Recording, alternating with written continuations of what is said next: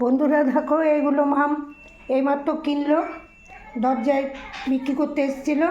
এগুলো ধনের পাতা, ধনের শাক। এই যে মূলো, এই মূলোগুলো নিয়েছে। এটা শিম। এইটা এটা কী শাক রে মা? এগুলো বথ্যর শাক মনে হয়, এগুলো বথ্যর শাক। আমি ঠিক জানি না শাকগুলো কী শাক, বথ্যর শাকই বলে দিলাম। আর এই ফুলকপি, ফুলকপিগুলো মনে হয় মা, ফুলকপিগুলো কত পিস নিল? ফুলকপিগুলো 10 টাকা করে পিস নিয়েছে। তোমাদের সাথে শেয়ার করলাম। এগুলো বথ্যর শাক, এটা মূলো, এই যে এগুলো ধনে পাতা, এইটা শিম।